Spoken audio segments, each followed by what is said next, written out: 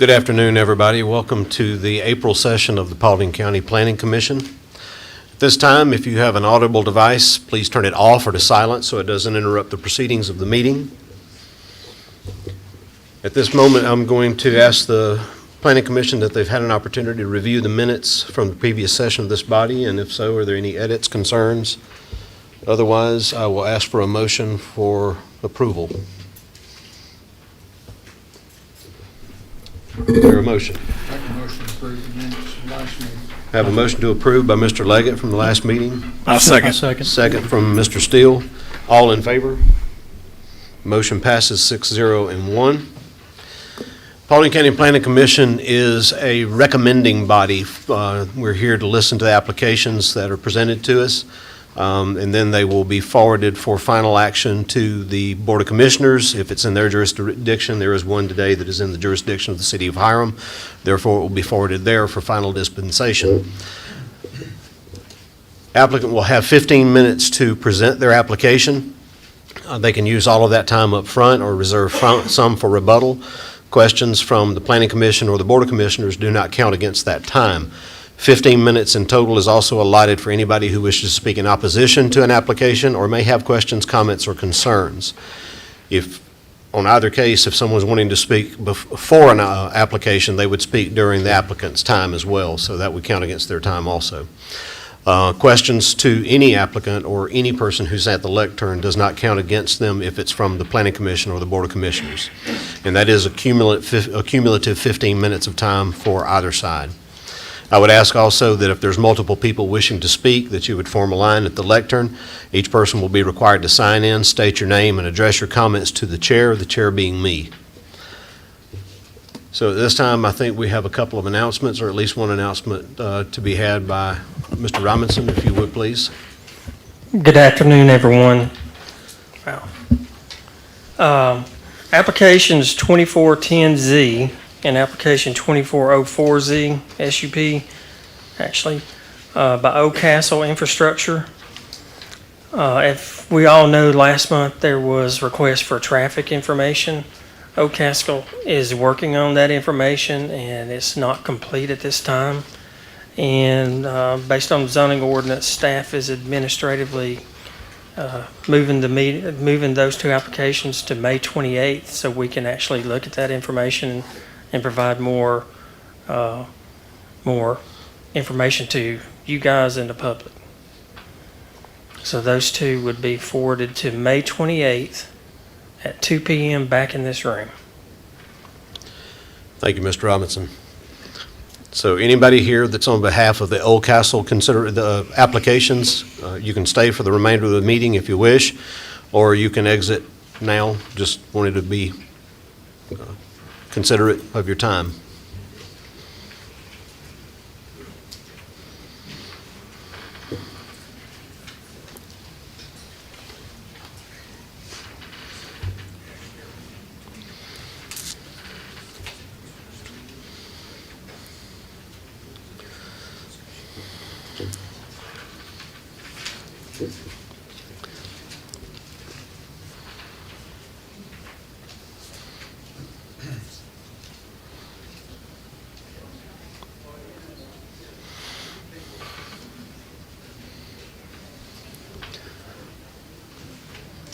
Leah, could we shut this front door? Thank you, ma'am.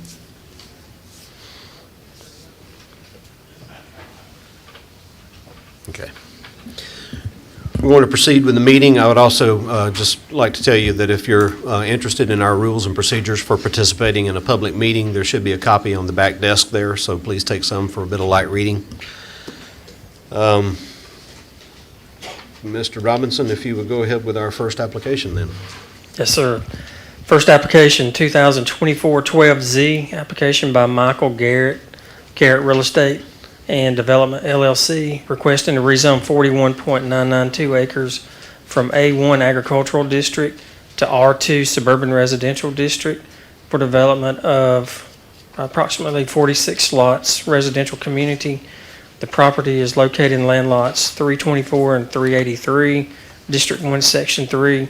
It's on the south side of Ridge Road. The address is 1404 Ridge Road. It's in Commission Post 2. And that, staff has recommended approval with 6 stipulations. We've noted no opposition on this one, and the applicant is present. If the applicant please come around, sign in, state your name, and address your comments. Mr. Chairman, Yes. I need to disqualify myself from this one. I own property adjacent to it. Thank you for so noted.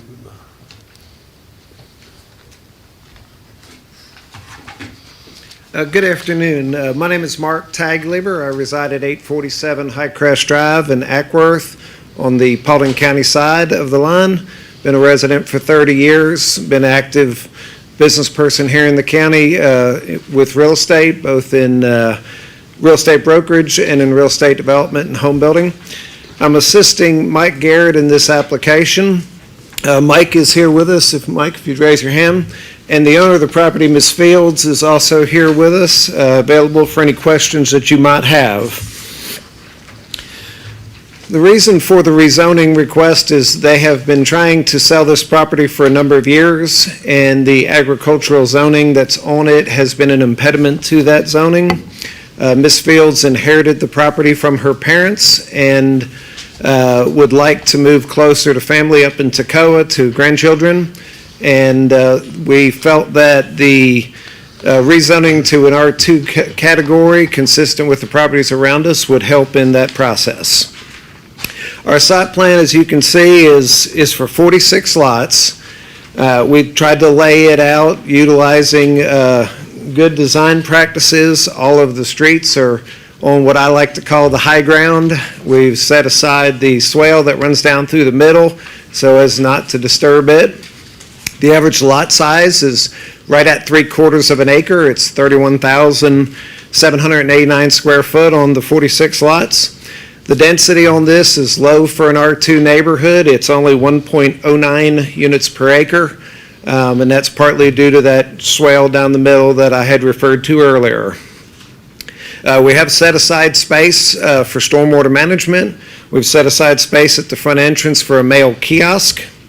The property would be served by public water, which is available on Ridge Road, and septic systems. We are aware that this property is in a mandatory sewer basin, even though sewer is not anywhere close to the property. So we would be requesting a waiver if we were granted the zoning approval on this. Timeline to develop, which is always important. We anticipate it'll be at least a year to design the project and get it developed. So the first homes wouldn't likely start until the spring of 2025. With 46 lots, we expect it would take 2 years to build out, so it would probably complete sometime in mid-2027.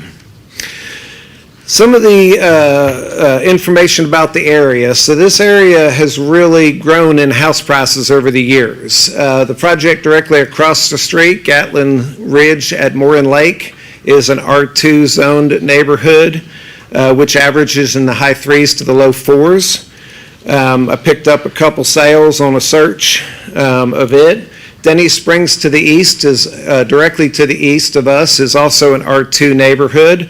There's been a couple sales there. The average is well over $400,000 in those. And then the project to the south, which my company is involved in, Benson Estates, we've sold 13 homes out there, and our average is a little over $400,000 a piece as well. So we expect that when these homes are built, especially with the fact that homes appreciate at 3 to 4% per year, these will likely average in the low 400s. We have read all the stipulations. There is one stipulation that we would like to have removed, and that is stipulation number 5, which refers to changing the category to R1 with 1 acre lots. And the reason why we think that, or the reason why we would like to have that stricken, is because we kind of find that inconsistent with the area. Most of the developments along the Ridge Road corridor have been R2 neighborhoods, and we think that's a suitable category for this piece of property. Changing it to R1 won't really have a noticeable effect on density, nor would it have a noticeable effect on home prices. And if in the R1 category, they allow you to forego curb and gutter and forego streetlights, and we do not want to do either of those things. Ditch sections to us are undesirable and very difficult to maintain. So we would intend to install curb and gutter as required in the R2 category. Additionally, streetlights are important to our customers. They provide security at night, and we don't want to forego streetlights. So we believe that R2 is the appropriate category, and resetting the zoning to R1 would obviously affect the value of Ms. Field's property. In return for your consideration for striking that stipulation, we would like to offer up a stipulation. I took the time to read the R1 category, and there are several things in the R1 category that are required that are not required in R2, and we would voluntarily be willing to do those things. First and foremost, the minimum square footage in R1 is 1,600 square foot heated. We're perfectly fine with adding that as a voluntary stipulation. The R1 category also requires the planting of trees in the front yard. I don't know that a half-acre lot would fit 3 trees, but we would agree to plant a tree in the front yard of each house so that we can kind of be somewhat consistent with that. And the R1 requires a mandatory homeowners association, and we feel strongly that that's a good idea. We've got to have a HOA with protective covenants to protect the value of the future homeowners' properties, and also to take care of the mail kiosk station that's now required by the U.S. Postal Service. In summary, the requested rezoning of R2 is consistent with your future land use map. It is consistent with the zonings directly around us and in the general area. We have staff recommendation from the Planning and Zoning Office, and we would appreciate your consideration for R2 on this. I'll save the rest of my time for any questions or rebuttal. Thank you. So you've addressed what my typical question is about familiarity with the stipulations. I'll go ahead and open it to the Planning Commission for any questions to the applicant at this time. Ms. Fitzgerald? Excuse me, could you give me your name again? My name is Mark Tagliber. Mr. Tagliber, Yes. good afternoon. Good afternoon. My question to you is, I noticed that you said you have a mail kiosk. Mhm. Is this going to be secure? It'll be designed and built in conjunction with ordinances that have recently been passed by the county. So it'll have a rooftop over it, and it'll have parking spaces dedicated for it. From a security standpoint, there'll probably be a street light, immediately adjacent to it. Does that kind of answer what you're? No. Sorry. Will you have a security camera there? Because these mail kiosks can be vandalized. We're certainly glad to incorporate that in the design if that's something that's become an issue. Not a problem at all. Thank you. Sure. Hey, Mark. Hey, Roger, how are you? Yes. I know that, that part of Ridge Road from Seals Road, which is east of your development, to past the curve where your, development's gonna start. Already in the past, we've had quite a few accidents in that curve and at the Seals Road intersection. Are y'all willing to put in turning lanes and, those type of traffic help to, get into your subdivision? Yeah, yes, sir. We'll work with Paulding DOT. I think there was a comment in the zoning packet that a turn lane may be required by Paulding County Code already, but whatever we need to do to create a safe entrance in and out for these future homeowners, we'll certainly work with DOT to do that. Okay, thank you. Mr. Wicks?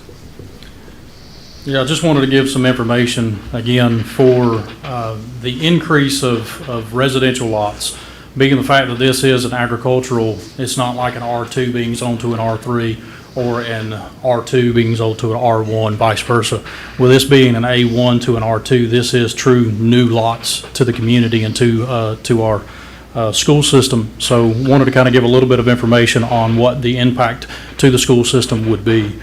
At this particular point, we're talking about 46 lots. I know that with the stipulation in there with the 1 acre, now you're in disagreement with, but also noticed there was a 42 lots at one point proposed in one of the documents that I have.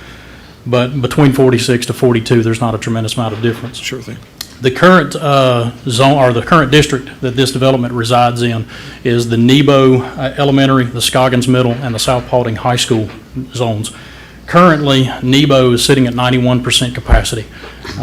Scoggins is sitting at 86% capacity, and South Paulding is 103% capacity. And for reference, Nebo Elementary School a year ago today was at 78% capacity. So that 91% capacity does not take into consideration the other developments that are currently in construction around Nebo Elementary School. So there is inside of this, from the recommendation of the staff, there is a comment in here, there is a burdensome or potential cause of burdensome on some of the infrastructure, school system being one of those that would impact or be impacted by this development. So just wanted to make sure that we put that information out there. Thank you. Mr. Aston?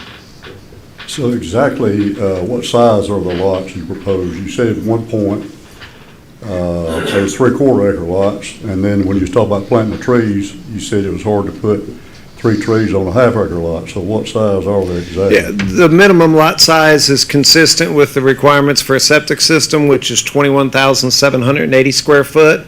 But on average, the average square footage is 31,789, I think. So stipulation 5, I think the key point in stipulation 5 is 1 acre lots. Recommendations 1 acre lots. It says the Board of Commissioners may change the zoning to R1. It don't say they will change the zoning to R1, so would y'all agree to 1 acre lots and leave it in R2? We would not. We would prefer to do the curb and gutter and the streetlights and do a nice community, but to do that, we do need to get as many lots as we can on the property to make the feasibility work.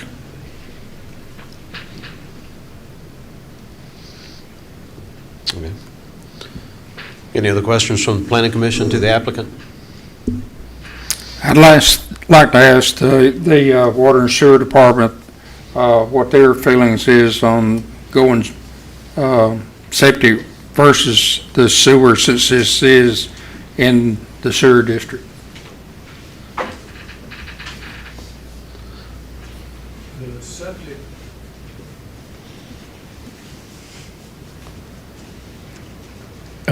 Okay. We looked at the area. Septic would work for this property. It is in the mandatory basin. At some time in the future, there will be sewer coming up, but at that point, we may ask for an easement or so, but as far as being on septic, there is no problem, provided everything works. Sewer just stands, what, roughly a mile away from it? As the crow flies, it's probably about a mile.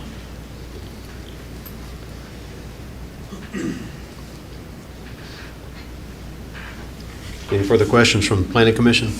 I have one. Yes, sir. Have y'all done a thorough soil study? What's the integrity of the soils out there for septic tanks? Did y'all just take a few samples, or did you do a broader sample to determine feasibility of putting septic tanks on the 40-something lots? Yes, sir. We did a general review of the property with a soil scientist. We have not done what you would call a level 3 soil study necessary to get permits for. I do know from our project to the south that area of Paulding County generally has excellent soils for septic systems. I've done another number of projects along the Ridge Road and Nebo Road corridors, so I'm pretty comfortable with that.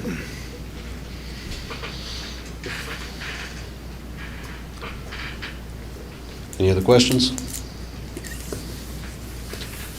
Board of Commissioner? Any questions? Okay.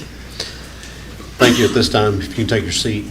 I will ask if there's anyone else here that would wish to speak on behalf of this application. At this time, you can come forward. Hearing none, if anyone wishes to speak in opposition to this application or may have questions, comments, or concerns, please come around to the lectern, sign in, state your name, and address your comments to the chair. Hearing none.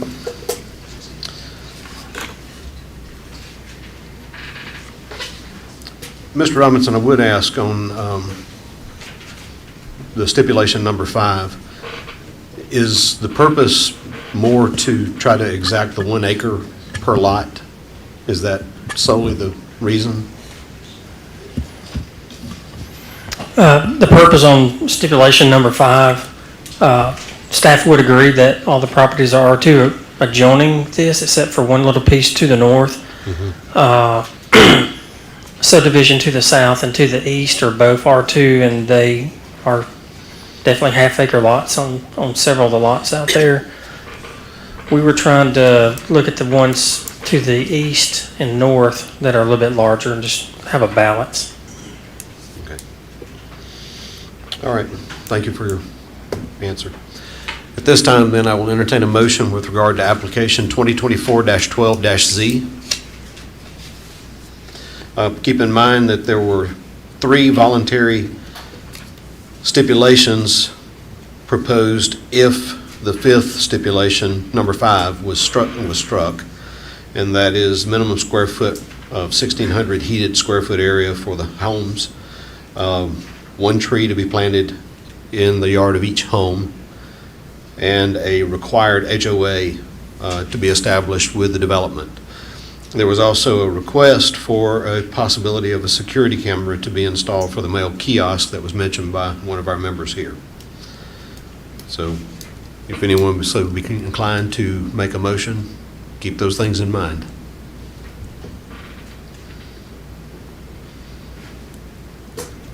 So that would be stipulation number 7? 7, 8, and 9, I would separate them, in my opinion, since they are markedly different from each other. One is for the square foot area of the home. One is for a tree with each lot. And the other is an HOA requirement for the entire subdivision. I just think it would be cleaner to have separate stipulations for each one of those.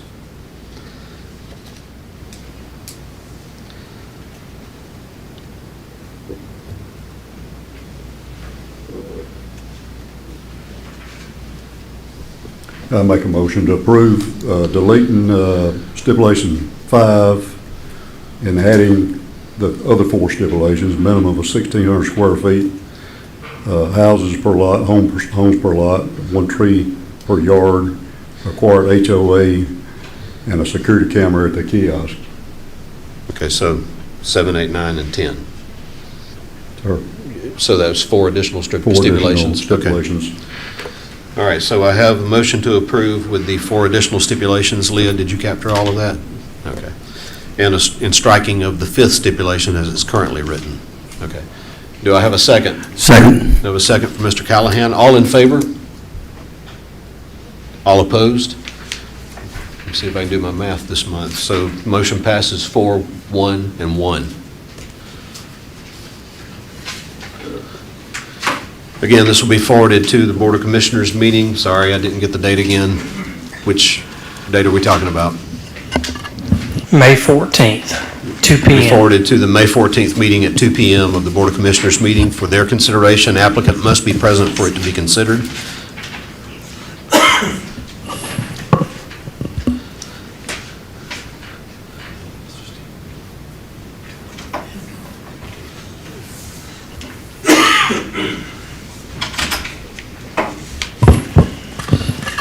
Do you want the site plan or the map? All right. Mr. Robinson? It's not right. Okay, next application, 2024-13Z, application by Ahmad Hamada, requesting to rezone 1.874 acres from O&I Office Institutional District to R2 Suburban Residential District for a proposed single-family residence. Property is located in land lots 313, 336, 337, District 2, Section 3. It's on the south side of Macklin Road, and it's east of Brock Drive. The address is 786 Macklin Road. It's in Commission Post 1. Staff has recommended approval with 1 condition, and I think we've had 1 call with questions and no noted opposition. Is the applicant present? Should we please come to the lectern, sign in, state your name, and address your comments to the chair?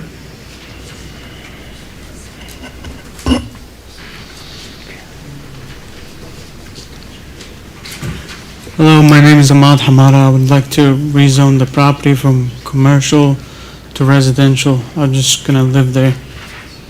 Okay. Go ahead and sign in while you're there so we don't forget. It's on this. Oh, okay.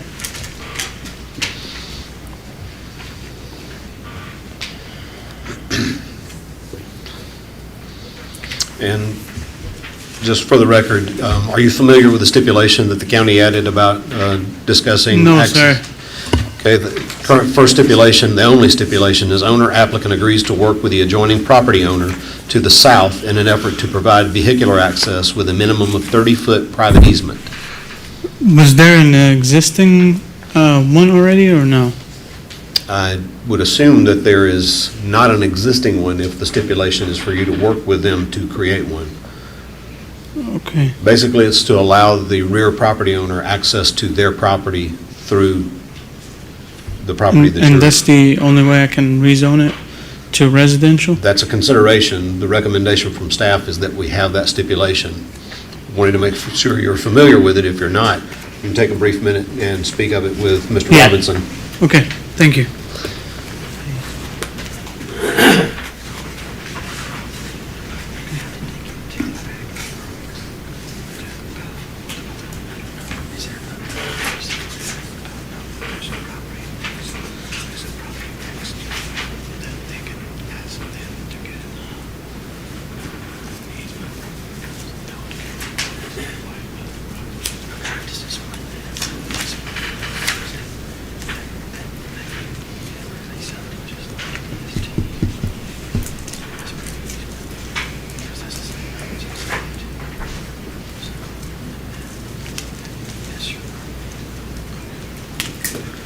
Yes, sir. So they sold it to me as it is without a easement being there, and that would kind of diffuse the purpose of why I bought the property to live in it. So That's true. you're not in favor of the stipulation? No, sir. Sorry. Turn my mic off. You're not in favor of the stipulation? No, sir. Okay, May I ask a question to Mr. Robinson? certainly. Yes, sir. Is this 2 tracks? Is it a track 1 at 0.87 acres and track 2 at 1.0 acres? Is that the proposal, as what the survey shows? Or is it going to be 1 track? It's going to be one track, 1.874 acres. Okay, This is an odor survey.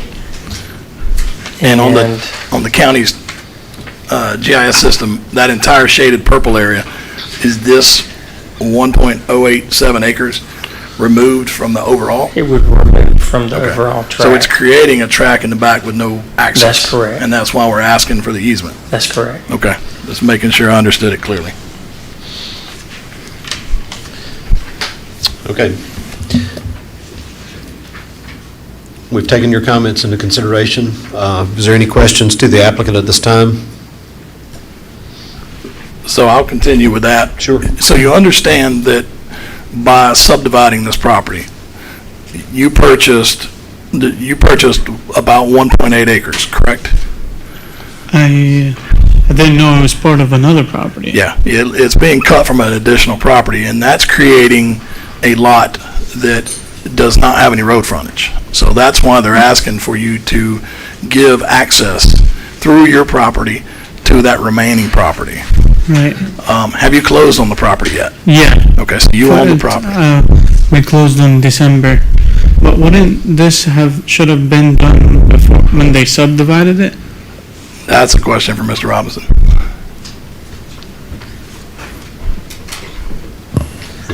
Of course, we would recommend it, that they provided access to the back, but we couldn't enforce that.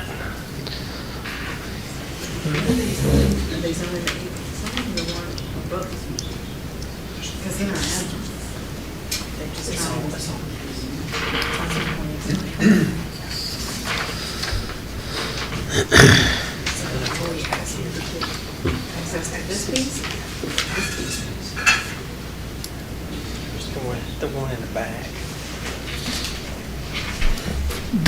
Did the seller who sold the piece to this gentleman, are they still the owner of the remainder of the parcel? No, sir. They've sold it also? That they only own that part. The owner I bought this property from. Okay. You bought the piece that has the orange outline or the yellow outline Correct. around it, and then the remainder is still owned by the person you bought the property No. from? No, Another person. another person. And this field survey that was done by George Grissell and Company was done in 2000. So we're 24 years old on the survey of when it was cut out of that parent property. So When this came in for the O&I district, it was all one, you had the acreage in the front, which was actually a personal care home that ceased to exist in the early 2000s. The gentleman rezoned it on both tracks at the time and zoned it O&I for a personal care home, and he was thinking one day down the road to have a nursing home. On the tax parcel ID map or the GIS, are they two separate parcels? Is the 1.07, so it's an existing parcel? Yes. What option does the landowner has the remaining property, what option do they have? I would say this, delving into a legal issue, if the entire purple tract shaded up there was at one time owned by a single landowner, and if the single landowner then sold off the top tract to the applicant, the top tract appearing to be a separate acre of, what do we say, 1.87 acres. If the original parent tract owner sold off their access, that is a legal problem that the original parent tract owner is going to have to find a resolution for. And if there was a prescriptive easement, that would Was still... a prescriptive easement acquired over the passage of time, then there probably will be access there. But personally, I don't have any idea what is actually on the ground out there. It's very narrow. It's very narrow driveway, and we were planning on building a garage next to the house. And if I give up this easement, I pretty much killed the property and the whole purpose I purchased it. Well, on an easement, you're just allowing access to and from their property. Right, So they well- can travel through your existing driveway. I know, but when I build the garage, the easement isn't going to be 30 foot wide. Okay. Properties that are landlocked from a roadway, their avenue to gain access is to negotiate with adjacent property owners for such an access. Is that correct?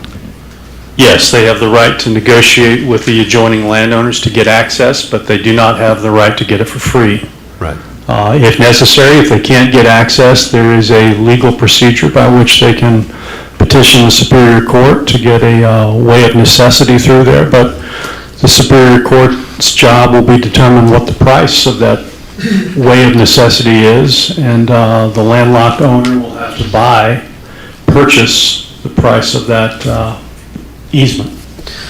So tell me if I'm oversimplifying this. Currently, we have an application in front of us with one stipulation, which is for the applicant to work with the adjacent property owner in question here to work out an access for that rear property.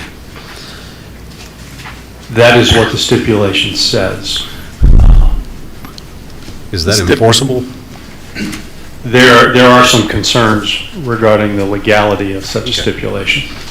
The stipulation does not state where the location of the easement should be.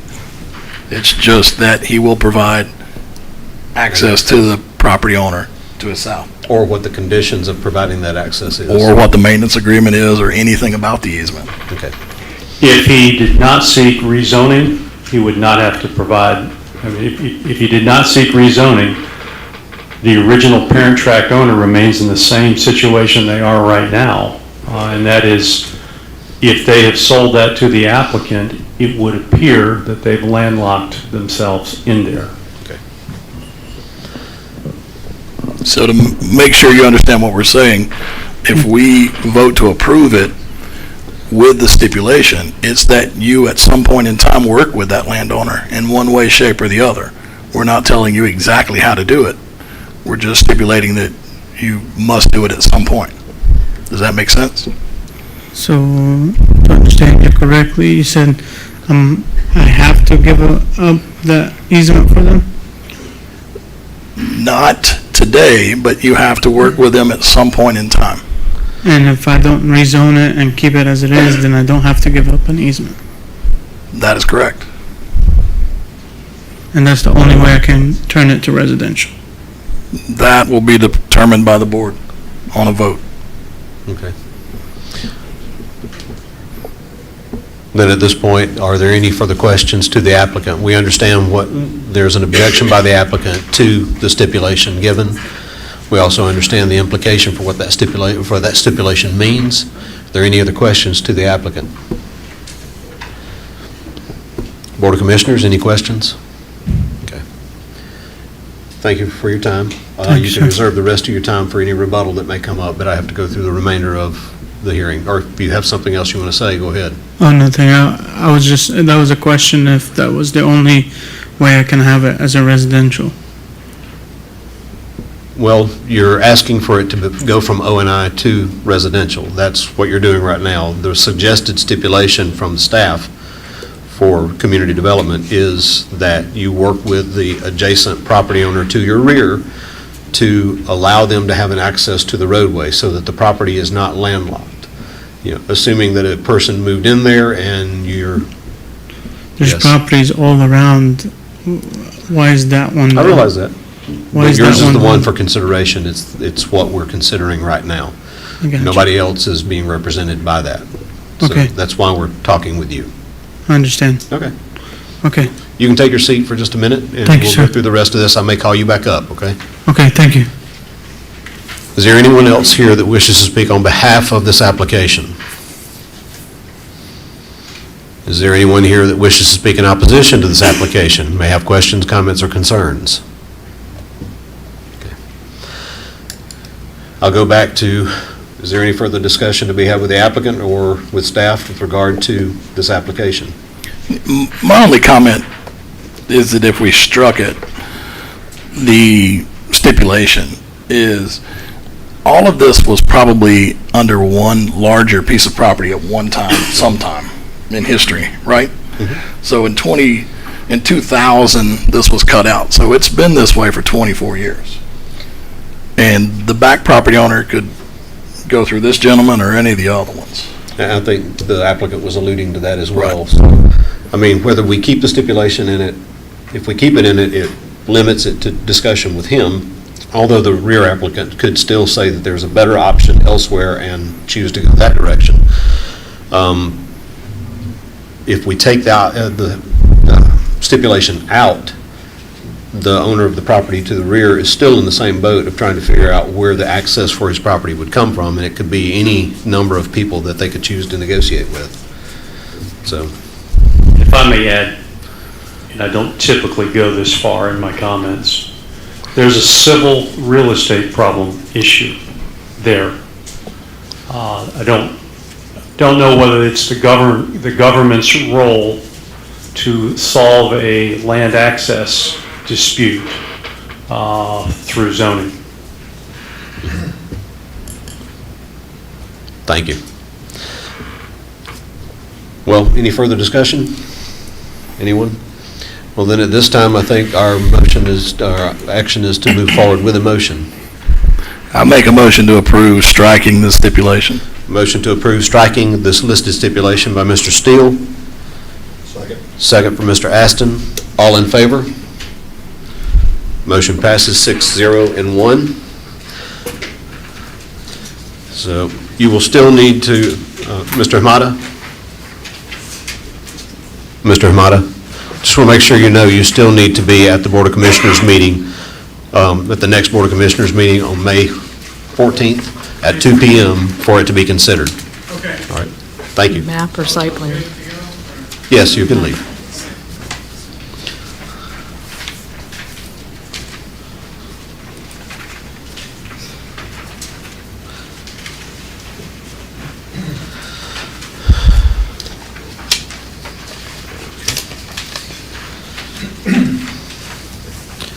Mr. Robinson?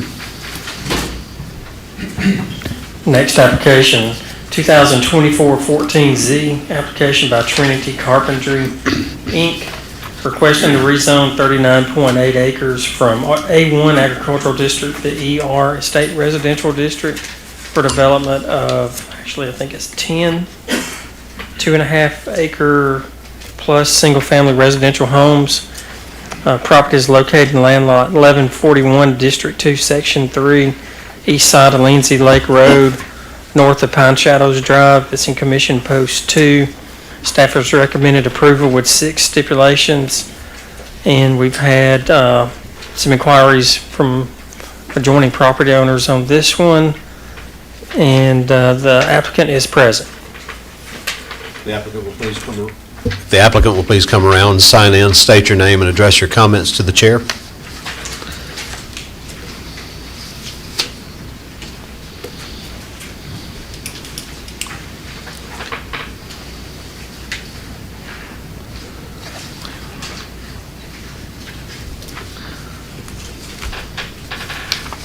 My name's Eric Taylor. I'm the owner of Trinity Carpentry. We're proposing to take this 40 acres. We're actually building 9 new homes. The existing home, the farm home there, will stay. We'll be remodeling it. Outside will stay the same, just inside remodeling. The lots are gonna 2.5 acres to 5 acres. We've done this all over Paulding County. We buy tracts of land. We try to give people estate lots. We don't do curb and gutter work. Everybody seems to be really happy. Somewhere on the slides, there's a product with the products we build are, this is probably gonna be around 2,900 square foot product in the $700,000 price range. Everybody will own, so you have the lake in the middle, and the property lines actually go to the middle of the lake. Did I receive the 6 stipulations? I know I've got DOT. Can I look over them real quick? All DOT? Okay. And then we do agree with all the stipulations in. Okay. And then the sewer tap piece. But that's about it. Pretty All straight, right. simple, forward. Okay. So you've had a chance now to look at the 6 stipulations? Yes, sir. You're Yeah, agreeable to those? we do, yes. Are there any questions to the applicant? Yeah, I've got just a couple of comments. So just like the previous zoning for residential subdivision, on this one, you lie in the mandatory sewer basin, and that will require you, when you want to do septic, to go through a waiver process through the county's waiver review committee. We're not waiving it. We're paying the $8,900 fees. You still pay that even if you waive it. That's not the way it was explained to me. It was explained that if we pay the fees, we can still go on septic without a problem. Mr. Wooten?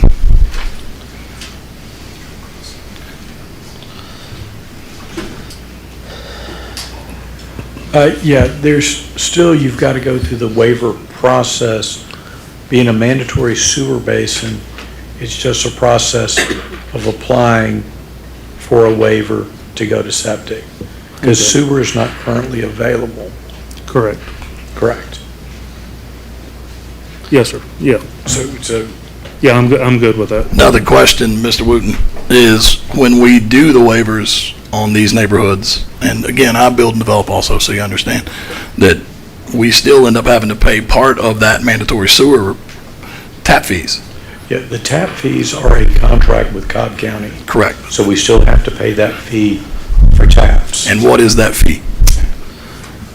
Well, the fee for residential is the $8,400. Right, so that's what I was trying to explain. He still will be responsible for that $8,400, That in is addition to correct. doing a septic system and paying for that cost. Correct. Correct. I do not agree with it, but I do agree with it.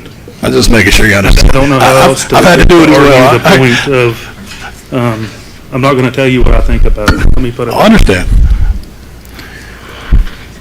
Now, you're gonna have access to Lindsay Lake Road to be individual driveways, right? Yes, sir. You have the one that's there now and 4 more. Yes. What about on Pine Shadows? Is the ingress and egress gonna be at the top of the hill above the lake? Yes, sir. It's going to have to move from where it's showing on the plat when we went, when I met with DOT last week. There's an old barn there. It'll have to come up on top of the hill for sight distance. So are you gonna have turning lanes there where, Am not, no, sir. No, you have 3 homes using that access, and then you have the home right on Pine Shadow that'll have its own driveway. Because that's a pretty steep little hill for people.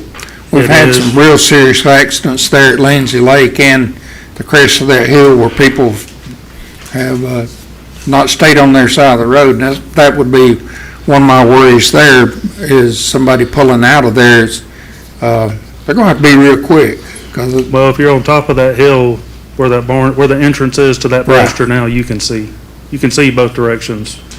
I mean, you have well over 500-foot distance both ways. okay, There'll be time for responses thank you. later in the meeting. But where the driveway is showing at the bottom of the hill right now, no, you cannot see what's coming over the top of that hill. So I've already talked to our surveyor, and he's moving it up to where the entrance to the barn is now. Okay, You also understand that regardless of what may happen here, if you were to receive a favorable motion to move forward, you would still have to submit to Paulding County's plan review for development standards. And at that time, DOT representatives would be taking a look at where safety concerns may exist for entrance and exit to the roadways in question here. You would have to meet their standards. Yes, sir. Are there any questions to the applicant? Yeah, I have an additional question related to the lake. I see all your property boundaries going to the center of the lake and sharing property, and that's desirable to most of the homeowners buying it. The strange thing about this lake, and always has been, is that Pine Shadows serves as the dam for it. It does. So if you look at the stipulation number 5, it's asking for $1,500 toward the Pine Shadows Drive and Lake Jane roadway and drainage project. Can we get some clarification from the DOT director on the lake itself, the roadway being a dam, and what you guys are doing, and how it just affects the whole project? Right now, can you hear me? I can hear you, but not through the mic. Can you hear me now? About the same. Now? Okay. There you go. Can you hear me now? DOT has a project right now to basically improve the drainage through going underneath Pine Shadows. Right now, there's currently a deteriorating ductile iron pipe. We're replacing that with obviously a new pipe. We're not certain of the material right now, but obviously it'd be something that's durable, that would last many decades. Also, the current standpipe system we replaced with some other type system. It's currently a CMP standpipe. Again, likely concrete, something durable that would basically transfer water from one side of the lake to the lower lake. Also looking at reinforcing the shoreline along the upper side of Pine Shadows on Lake Jane, and also again doing some work on the other side of the lower lake on that slope also. So that's essentially what it is.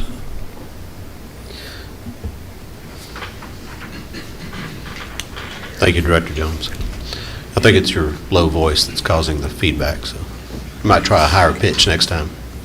Mr. Taylor, are these ranch-style homes? They are your farm-style homes.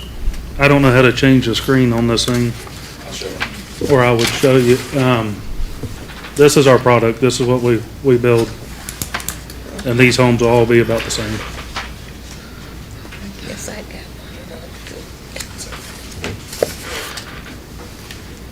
Thank you. Any further questions from the Planning Commission? Yeah, similar to the application that we had previously. Again, this is an A1 being requested to move to an ER. Understandable that there's difference between ER and R2 and R3 and all those. And also understandable that this is a different tier, I guess you would say, of home being sought after, and then also the quantity of home that is being asked to be placed on this property. With that being said, it just so happens that this particular one is currently districted for the same school as the previous application of Nebo with a 91% capacity. This is also going into a different middle school. This is going to be South Paulding Middle School, which is 85% capacity, and Paulding County High School, which is currently sitting at 119% capacity. So I know that there is a comment in here from staff that says that there is no anticipated infrastructure strain, and as with 9 homes coming in, a 10th home already being there, being renovated, we have to consider that a total of 10 homes. Don't know if that is the 10th home is currently occupied or not. But any additional student into our system is a strain, is going to cause some type of infrastructure burden, whether or not that's one kid going into a classroom makes the difference between 2 classrooms or 1 classroom. The other aspect of it is infrastructure when it comes to, we may not be putting a burden on roadways because, have a bus route that has 70 kids on a bus route already. One additional kid on that bus route's not going to change that bus route. We're still traveling the same roads. However, once we get on site to the school itself, one kid could potentially mean an additional teacher, which is another teaching staff. It could potentially mean another custodian. It could be another classroom. It could be another admin, because again, our schools are staffed based upon the capacity that they are, and we fluctuate those capacities based upon the FTE each and every year. And again, Nebo is a year ago 78% capacity, with it currently at 91% capacity. And that does not take into consideration the growth of the additional residential units that are currently being constructed around Nebo Elementary. So At this time, are there mobile units at Nebo? currently there are not. However, not to pull into Nebo, but we are employing mobile units into the school system currently. I implemented multiple mobile units, and I will be relocating those mobile units this next year. Is there any additional elementary schools planned for the area, or any additional additions to the existing elementary schools to help with some of that capacity? We are currently in the process of putting an addition in at Roberts Elementary School and Northside Elementary School, because again, we don't build schools to bring people in. We build schools to accommodate the growth that is already existing. And so it's not a question on where the vast majority of the capacity is coming in our district. It's in that northeast quadrant. However, we are seeing elevated growth all the way down into the mid and even into the southern sections of Paulding County. So currently, there are plans in our current SPLOST. If you have looked at and saw that, we do have current plans to build another elementary school. So there are going to be, of course, redistricting and realignments and things of that nature as additional properties and additional developments come on. I appreciate you, Mr. Wicks, bringing the information every month. I would like, at some point, for yourself or someone with the Board of Education to go over some of that information with us so that we can see what the plans are for the future. Absolutely. You're still talking, what, 6 to 8 years on a new elementary school? From start to finish, from implementation of concept to opening, you're looking roughly 3 to 4 years. Now, again, 3 to 4 years if I have the money. I don't think that anyone is disagreement that our cost escalations have gone up, and things don't cost the same that they used to. So it depends on the funding that we have available. Thank you for the information. Thank you. Are there any further questions to the applicant from Planning Commission? I want to respond to that one, which I know this is not this board's decisions, but how did we get so far behind? Because my kids go to South Paulding High, and I agree with you 100%. It's way, way, way too full. But how did we get so far behind in the county? You can't just shut the county down without building homes. That's what you're doing. You're not bringing in new people, and I'm not saying these 9 people are coming from a different county or a different state. It may be homeowners here now just moving somewhere else. This being a public hearing, I think the information Mr. Wicks was providing was relevant to the discussion topic of what you're proposing to do. Right. And I don't mean to curtail the discussion on this item, but I would like to get back to the agenda at hand. And maybe you can have a discussion with Mr. Wicks after the meeting's over if you choose to stick around after the meeting. Okay. But I think that's a broader discussion, and we do have others that are waiting in line to be heard, not just for this application, but for the next one as well. So if there's no further questions for you, you do have time remaining, so that if you do want to rebut anything that does come up from anybody speaking in opposition, you can come and address your comments to me at that time as well, or we may call you back up for additional questions. So Okay. if you'll bear with me, we'll get on with the meeting. Got it. Is there anyone else here that wishes to speak on behalf of this application? Seeing none, is there anyone wishing to speak in opposition of this application or may have questions, comments, or concerns? Please come forward, sign in, state your name, and address your comments to the chair.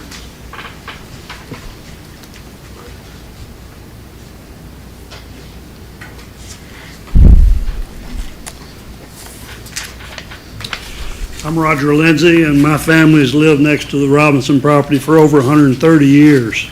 So I hate to see this happen, but I understand progress and everything. But I just had a few questions. You know, I was concerned about who's going to take care of the lake when you got 10 different owners on there. And, you know, we have a problem in that swampy area with beavers building dams. And who's going to take care of that? He kind of addressed the issue with a spillway going out. The county DOT's working on that. But I'm concerned about where the water line's coming in. Is it going to come in off of Pine Shadows, or is it going to come down from the north on Lindsay Lake Road? Please ask your questions, and then we'll address it with the applicant I afterwards. just asked the question, where's the water? I'll coming answer from? it once we've taken all the input. We'll bring the applicant back up, and we'll ask those questions for you. I've got it written down. Oh, okay. And just to readdress what he was talking about with the roadway on that east side, I'd suggest you come in off 6th Avenue up there on the northeast corner, because that's a driveway all the way up to that property line already. And that would eliminate your concerns about the hill and the bad traffic areas. That is, I've seen several wrecks down there over that hill, so. But you could come in off 6th Avenue up there and just have them come through the Denton Estates, you know, to come into their property. That's just a suggestion I had. I'm concerned about the narrow width of the lots there, especially those two that up near my house. And if you're gonna call this an estate, you know, that looks more like a four-wheeler drag strip in my mind. because Please direct we your had- comments to me, sir. Excuse me? Talk to me, please. We had to close that lake down years ago because the four-wheelers come in there and disturb the fishermen and everything else, you know, so. But there's just too many four-wheelers allowed on the roadways around here. Also, that property, you know, it produces over 130 bales of hay, you know, who's gonna replace that for the animals in the county and wherever? It's a habitat for all kind of animal life, you know. We've got 2 bald eagles that go between her property and mine. We have hundreds of Canadian geese come in every year. We have 15 deer that raise babies, you know, year-round. And turkey buzzards come in January, and, you know, we're gonna lose all that. Not to mention the huge oak trees that are in that pasture. It's been there for probably nearly 100 years, 70, 80 years anyway. But, you know, they're building 352 homes less than a mile away over there, next door to Roger. He can vouch for that. You know, 10 more homes, not that many, but with those narrow lots up there, how can you call that an estate, you know? I just can't see that up there. But, okay, the water line, the noise, we may need to go back to farming in the future, and that's good property. You know, mine's gonna be farming one day, I'm sure, I hope. My grandsons come back. But, you've already mentioned the part about the sewer and the drainage and everything else. That's the headwaters of the Lick Log Creek Reservoir, and people used to depend on all that for water, you know. How are they gonna contaminate that lake and that water goes on down, you know, is a concern of mine. But I do have one question I'd like to ask him. Can I do it? You can ask me, and then we'll redirect. I assume this land was purchased from the Robinson estate Okay. by the developer, and he's developing it, and is there any way of purchasing one of those lots and not put a house on it? I've got your question. We Okay. will tell you how to go about addressing that. It will probably be in private discussion between yourself and the developer would be the best approach. Okay, thank y'all. Thank you, sir. Thank you, Roger. Is there anyone else that wishes to speak in opposition or may have questions, comments, or concerns?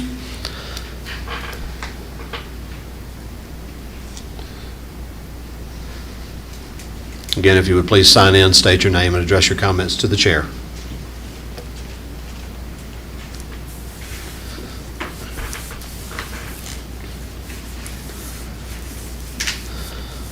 I'm Scott Klontz, and I'm Roger's neighbor. We live right across the street from Roger, and the lake has been a lot of enjoyment for the whole community, of course. I think the whole county.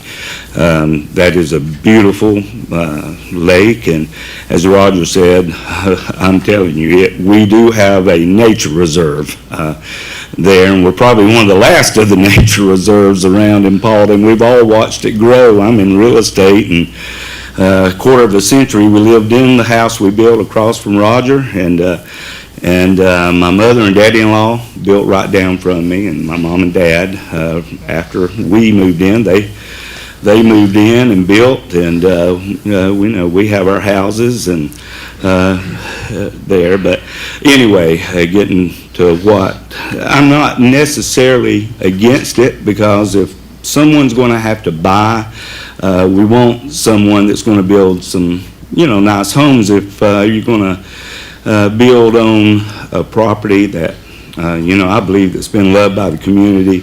And Fred and Jane, Fred built the lake and loved that lake. And Jane, of course, they loved it. And we hope and pray whomever builds, and, the people that buy there know how valuable that lake is, and that property is to, I believe, Paulding County, because we don't have much of that left in this county. But my biggest concern personally is, and I don't know scientifically enough about it, but with all the septic, we're across the street and other homes are across the street, what happens, can the water table get affected enough? Because we're on a bored well. Mom and dad's on a bored well. Other neighbors are on bored wells, and of course that doesn't go deep. And so that's my biggest concern, really. And the multiple driveways. I would like to see one driveway, and then build it. I know that may cause some complications for him, but the traffic, the way it is now on Lindsay Lake, and then the hill they're talking about is terrible. I'd hate to be poor Tommy that lives right on the hill there, but that's mostly mine. The septic is the biggest, and I just want the community, I want everybody to know how valuable this lake is. I mean, it is just so valuable to this county, and I'm not, I'm not for or against it, but that's my issues. I think I said what I need. Thank you, Mr. Klontz. Is there anyone else who would wish to speak in opposition to the application or may have questions, comments, or concerns? Please sign in, state your name, and address your comments to the chair.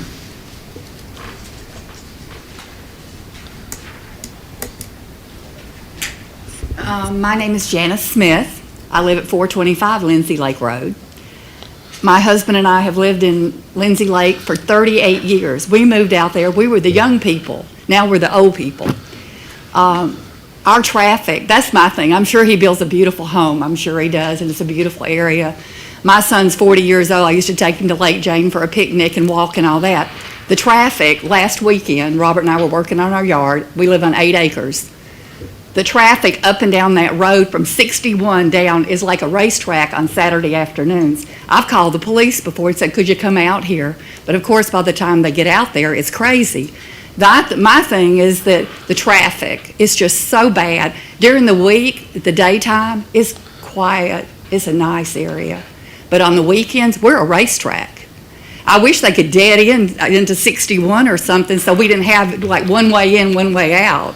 But we've got a subdivision on our side, another subdivision. I just worry about the traffic. I want to cry because I want it to be beautiful for Miss Jane, I do. And her beautiful flowers down there. I just don't want you to come in there and dig everything up and just make it it breaks my heart because she was such a special lady. He was such a special man. They did our wells. He helped to build our houses. They're great people. And I just want whatever you do, and I know you told me not to address him, whatever Mr. Taylor does, do it with dignity and respect to these people because they were wonderful people, great. They never had children of their own, but they treated us like we were their kids. And I just loved her so much. And all this seems so quick to me because she just died in November. It just seems so quick. And I just want it to be done correctly, with love. Just do it with love, Mr. Taylor, okay? Thank you. Thank you, Ms. Smith. Is there anyone else that wishes to speak on, in opposition to the application or may have questions, comments, or concerns? Hearing none. This time, Mr. Taylor, if you'd like to come back forward.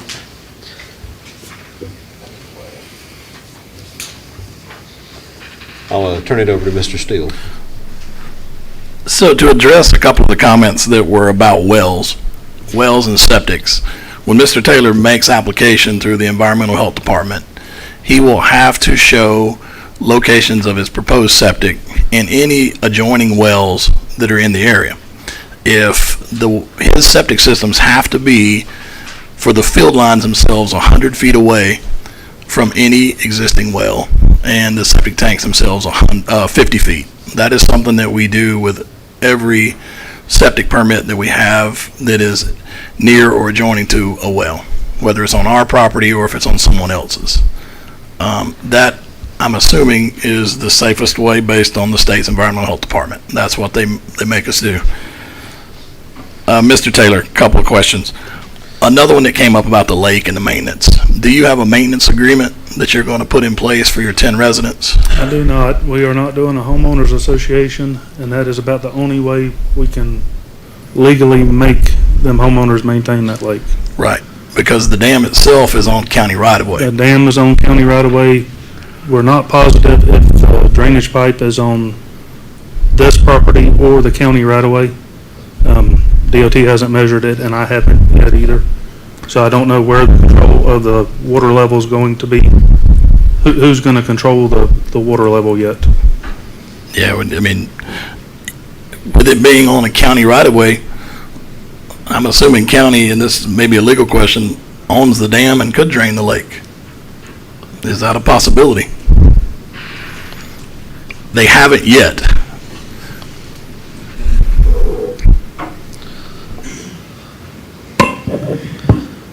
It is within the realm of possibility if that dam is causing damage to county infrastructure, that there may be remedial steps that have to be taken to prevent that from continuing to happen. And we have a roadway there. If there is a nuisance upon the roadway, then we need to do what it takes to stop the nuisance from continuing to literally erode the strength of the roadway. And then back to the maintenance agreement, I don't believe you have to have an HOA to have that agreement in place. When you close, you have them sign an agreement of some sort of maintenance of the shoreline or maintenance of the waterway. I mean, riparial rights, they're, if I buy lot 8, I can fish on lot 1's property, if I understand those rights correctly as well. I'm not going to weigh in on that one on the private lake. I don't know what the agreements will be. It's not a navigable stream, I know that, so typically your rights on a non-navigable stream stay with the landowner that owns the property itself. The maintenance agreement is a recommendation, not a stipulation. That's something I'd have to ask my attorneys about. Right. I can't answer that question. I don't know. And then your water access, are you doing individual meters off of existing county water lines? Or We you are. doing We're going to wells? have to come from Pine Shadow up Lindsay Lake to that last lot. Okay. And is there currently county water on Pine Shadows? There is on Pine Shadow. There is not on Lindsay Lake. We'll have to pay to have that put in. Okay. And that'll be part of your development plans when you submit to the county? Yes, sir. Okay. Is there any other comments from the Planning Commission? Would you, in lieu of going into Pine Shadows where your street, would you consider, since you do have 6th Street as an access into that property, would you consider using that In lieu of going to Pine Shadows? Right this second, no, I would not, because to be honest, I don't know where Sixth Avenue is at. It's out of that Denton Estates subdivision, But how, my understanding, it does have access up to the property line. Dead ends to the property. I see it on the plat there, but I've never personally been back there. I'd have to go back there and look. So no, sir, at this time, I cannot agree to that because. Since it's only 4 lots, that, there might be a good access of going because of the safety concerns on Pine Shadows. Well, the Pine Shadows, if DOT requires me to do something at that point, then I can go to Sixth Avenue or do whatever their recommendations are. The accesses will be reviewed at plan review for the DOT and determined then. Right. And I know that in the past that both of those lakes have been kind of a check down as far as the drainage from that area, because those two lakes do drain directly into Lick Log and have in the past been part of the storm storage as far as holding back waters. Yes, sir. Sorry, any other questions? Callahan, did you have something? Just a quick question, the two narrow lots, how narrow are those lots? They're over 300, but I know they look narrow on that, but they're over 5 acres. They're, looking at that plat, they do look narrow. The Mrs. Robinson's house looks extremely wide, and it's only 4 acres. And it's because of the lake and the curvature of the lake.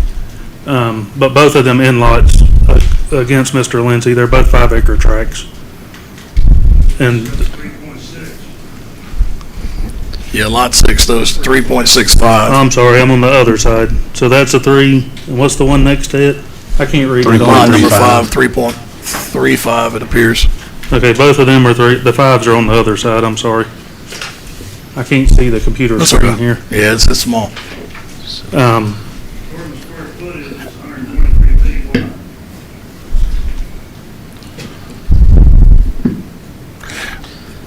I guess the question really goes to Mr. Robinson. Does it meet the requirements that are set forth in the state residential zoning?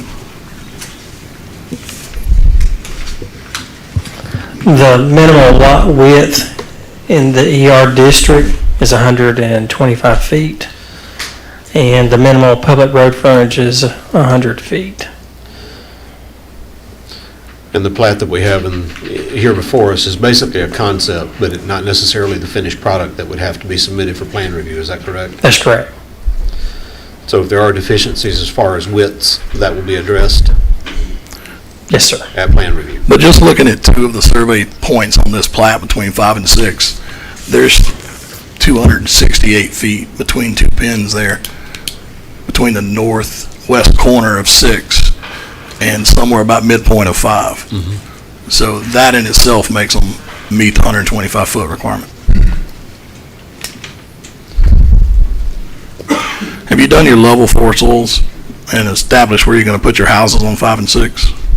We have, Are they going to be on the front side of that draw or the back side of the draw? on the front side everything will be on the front side of the draw minus the trees.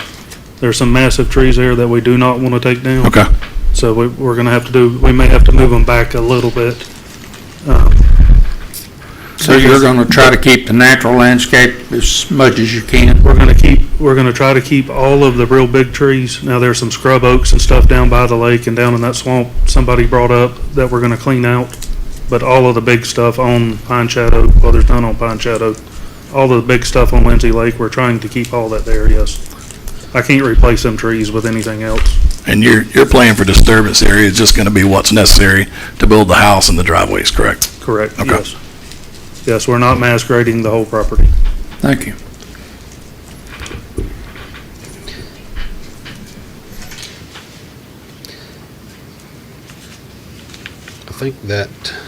I think we have addressed, that there are several comments that were made as far as what the property has traditionally been used for, and of course, I'm sentimental as well, having grown up here in Paulding County, and I love the naturalist viewpoint.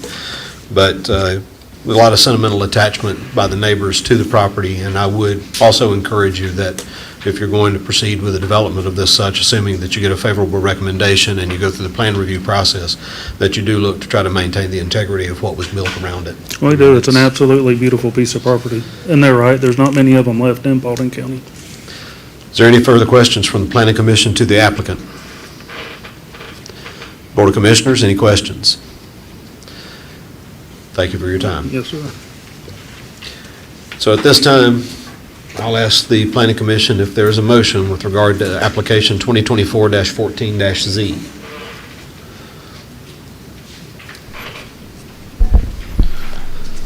I'll make a motion to approve with the 6 listed stipulations. Motion to approve by Mr. Steele with the 6 listed stipulations. Is there a second?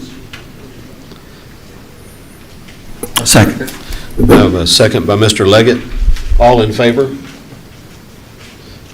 All opposed? We have an abstention. I did not realize we had one. I'm sorry. Let me see if I got this right then. So I have 4, 1, and 2. Is that right?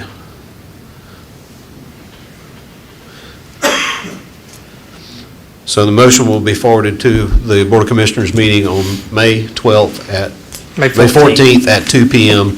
Applicant must be present for it to be considered. Anybody having an interest in it, I would recommend that you do also. And again, anyone that may have questions, if the developer is willing to talk to you, you can do so after the meeting or go out into the hallway and you can begin that now.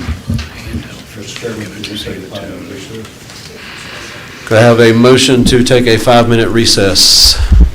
I'll make a motion to take a 5-minute recess. I have a motion by Mr. Steele, second by Mr. Leggett. All in favor? Motion passes 6-0.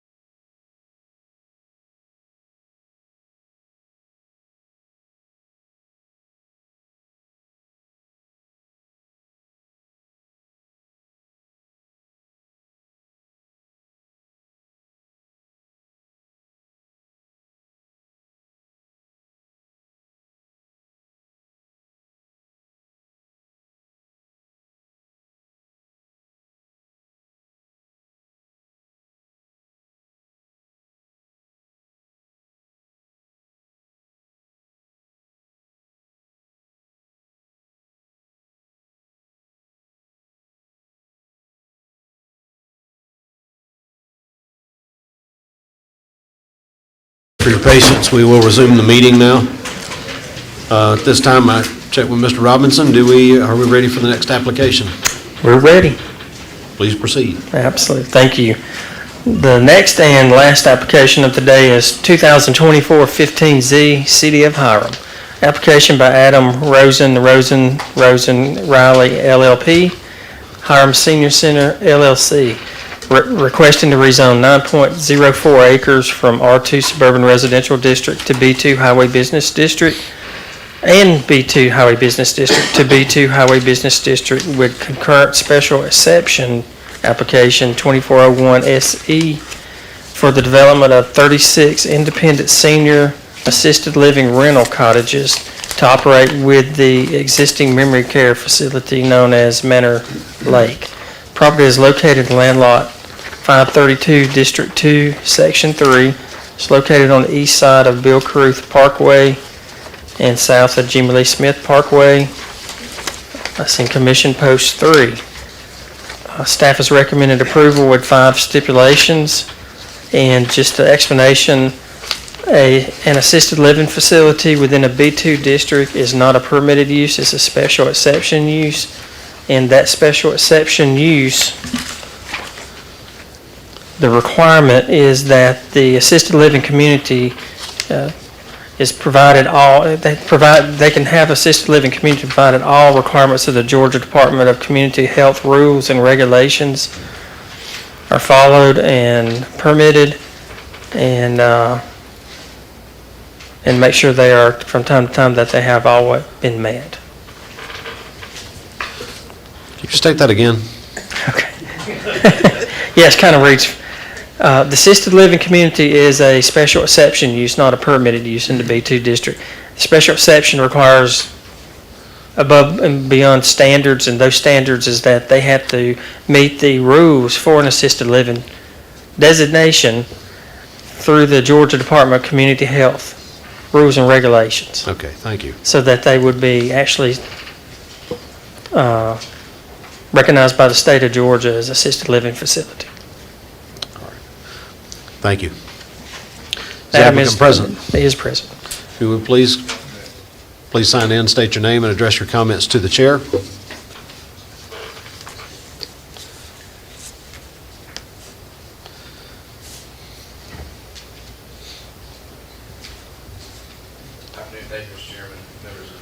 I'm Adam Rosen with Rosen Riley. I represent your applicant here today, Hiram Senior Center, and their rezoning and special exception application. Your applicant ownership, father and son, are here today. Bill and Will Creekmore here in the middle, who some of you may know. They've developed, built, and run the existing Manor Lake facility that we're asking to provide additional cottages for in this application. I've handed you a PowerPoint handout just as a printout, so I'll go through that just to give a better idea of our property and what is being proposed. On your first slide, I've identified an aerial showing you where the property is located. So this is just off the intersection of Bill Caruth and 278. The easy landmark Star Paulding is just across the street from our access road, which is Breezy Valley. Racetrack at the other side of that intersection, and then our property I've shown on there, Manor Lake. That's the existing memory care and assisted living facility that Manor Lake developed within the last 5 years. So the property next to that is outlined in blue. A portion of that, 9 acres of that, is being purchased by this applicant to add the additional 36 units, 9 buildings, 4 units in each, cottages to be connected to their existing facility and to operate with the existing facility that's already there and has really seen great success since it's built out. I think what they'll tell you is that 98 to 99% capacity and calls to have additional units and really bring full circle so that this development has what their others do, which is memory care, assisted living, and independent living all in one, all working together as one unit. And so that's what the purpose of the application is. The next page, that blue outline is the total acreage. It is not subdivided, but this would be the carve out. once divided, if they're able to move forward with the application. And you can see the irregular shape of the western property line is because of the topography and stream buffer that this property line will run. So it really provides a perfect way to separate the Caruth, presumably commercial property, from the back, which would be difficult to develop between the two, and separates the back half and naturally connects it to the existing development that's there. And really what we think is the most appropriate use for the property to connect to and work with the existing facility. So that shows you what the 9 acres is. That is the subject of the application itself. If you're familiar with it, you know this street view, which is on the next page. That is the street view of Breezy Valley looking towards our development. The corner property there with the real estate brokerage sign, I believe, is going through permitting for a steakhouse restaurant. And so that's our existing Manor Lake facility behind it that you can see in the background. And then that picture in the corner there is from the front of the building.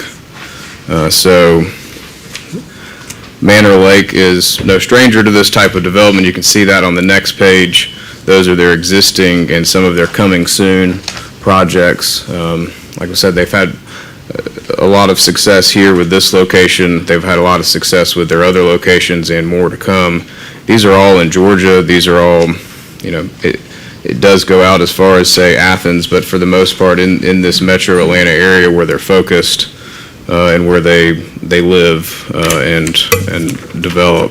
The next page was the rest of that website page with some resident experience commentary, just to kind of bring full circle for you the idea that they really have had a successful run meeting the growing need of the aging population, the need to have independent, assisted, and memory care living in a facility, and that's why I think they've seen the success that they have.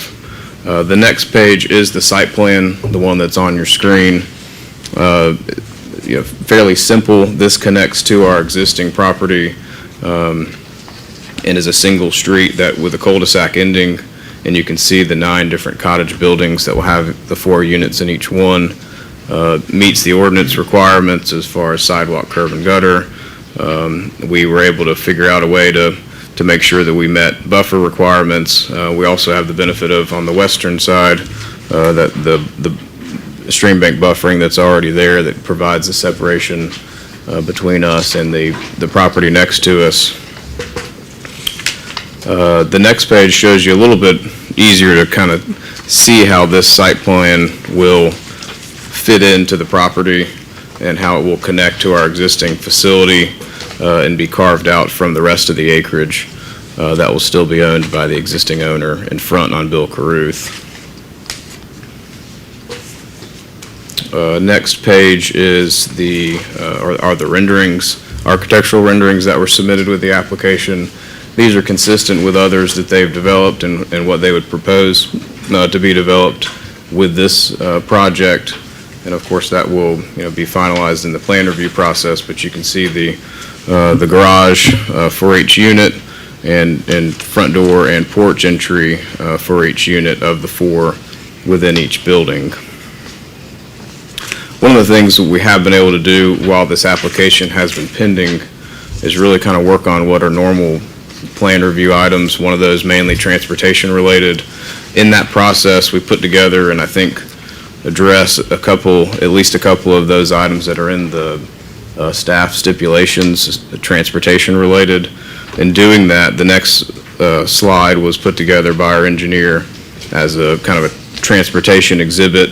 It shows us meeting the required right-of-way to get in through our existing facility to connect to our proposed property, and that's the proposed new phased in the red square that I put on that slide. And that shows us entering in off the Breezy Valley connector, that's our current access, and getting over to our proposed new phase. There is an easement that runs along just south of our property for the other acreage that is still left there for future development. We meet and will meet the requirement of DOT having the connectivity in the future for those parcels as they develop in the future. Some of that is in the works, like I said before, with the restaurant, and some that is still not known as far as what will be in front of us on the new property, but we provide for that for the potential future and are going through the process now to collectively work together to accomplish the traffic impact study that the staff comment also requests.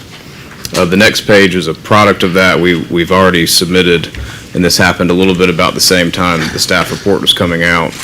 This impact analysis was put forth by Manor Lake, looking at another facility with similar units to come up with a traffic count. Obviously, low traffic numbers either way, just based on the type of resident that we have and propose to be here. But at least this gives some framework to work within for DOT staff to see what we expect to be the traffic numbers, and then this will be incorporated into the full traffic study that's done at the time of plan review. The next page, I pulled out some of the staff comments just to kind of point out those areas where staff does cite to it being the application being supported by the comprehensive plan and the future development map, and then going through the factors of it being appropriate as far as a development in this area and from a land use perspective. The next page after that, and if you've kept up with me at this point, that's the aerial with the red box outline and the blue star. That's the Wellstar Wellness District study area. So obviously we're across the street from the Wellstar Paulding Hospital, with our facility being care-related and being within this Wellstar District, Wellness District study area. Another reason why we feel like it's appropriate in this location. I think staff agrees that it's appropriate in this location because of that, and having the facility that we do have adjacent to the hospital, and this area being wellness focused in general from a future planning perspective. We have not had any contact with anyone from the community in opposition. The only contact that I have had with an actual adjoining resident is included on the next page. That's an email I received from Miss Odom, who's a clerk in the city of Marietta. She's a next door neighbor. She's excited about the project. She approached me in court one day to tell me that she was supportive of it, was happy with what she has been living next to. She just wants the kudzu cleaned up. And that's something that you see in her email that we would be doing naturally by our buffer that we'll be planning between our property and hers. And so that's something that if needs to be added as a stipulation, that's something that will be addressed. And so I've shown you where her property is, and then shown you our property as it is next door, and the landscaping that we already have there. And something similar to that is what you'll see here, cleared pine straw, planted with landscaping and trees, and then maintained as an undisturbed buffer. So I think that certainly will satisfy her concerns and clean up the kudzu. The property was graded previously as different efforts in the past have been taken to develop the property, so we have the benefit of it having already been graded to start forward the process of development, but because of that, as it's been sitting, kudzu and the other things have come up over the years prior to their ownership. So that'll solve that, and we're happy to be able to give you something with someone from support for the application, which isn't always the case.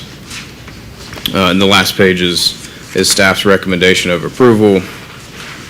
And again, if there's a number 5 to those, it could be about landscaping. Well, I think we clarified that there's not a number 5 from Chris, but if there needs to be a number 5 for landscaping for Ms. Odom, that's something that we'll address either way. So we're happy to do that. Not everybody is as appreciative of the renewable resource that kudzu presents, right, or its sustainability. So. And called it invasive. I don't. But that, and we happy to answer any questions. Again, we have ownership here with us today.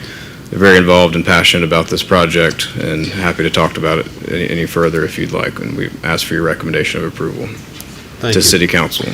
Hiram. You have well used your time, so thank you for that. If there's any questions to the applicant from the Planning Commission, you may want to stay at the lectern just in case. Any questions? What's the prices? If you're going to speak, you need to come to the lectern, sign Yeah, come in, up state and- your name, and address your comments to the chair.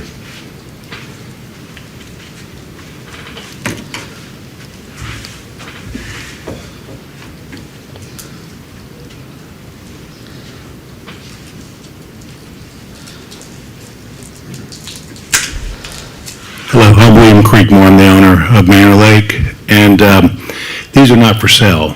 This is a rental product, and the rental prices will be approximately $4,300 per unit, and that includes electricity, cable, janitorial, lunches, activities, soup to nuts, everything. We have these cottages all over the city. Everyone, 100% of every community we have, they're all full with a waiting list. And what they typically do is they house the man and the woman, and one of them's close to memory care or close to assisted living, so they move in there, and then one of them comes over and feeds into our community. And then they get to know everybody while they're living there first, so they're not scared when they come into the main building. So it works out real well, and everybody's happy, and we love it. It's a great product. Thank you. Any other questions to the applicant? Planning Commission? Board of Commissioners? Thank you for your time. Thanks. Thank you. Is there anyone else with the 2 minutes remaining wishing to speak on behalf of the application? Is there anyone here that wishes to speak in opposition to the application or may have questions, comments, or concerns? Hearing none, then I will move forward with entertaining a motion. Again, this is for the City of Hiram, so it will be forwarded to City of Hiram for any further dispensation. So I'll entertain a motion for application 2024-15-Z-COH. There is also the consideration of the special exception. Does that need to be a second motion, or would that just be wrapped up in the, so it's wrapped up in the initial? That's fine. So if you're going to make the motion, just consider approval of all of it. Make a motion with the 4 listed stipulations for approval. I have a motion to approve from Mr. Leggett with the 4 listed stipulations. I have a second from Ms. Fitzgerald. All in favor? Motion passes 6-0 and 1. Again, it will be forwarded to the City of Hiram for consideration for their legal public hearing that they will have to hold. You'll get the dates from their zoning administrator. Sounds good. Thank you all. Thank you.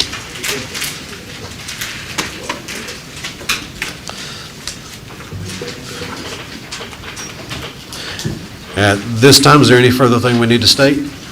Then I will entertain a motion to adjourn.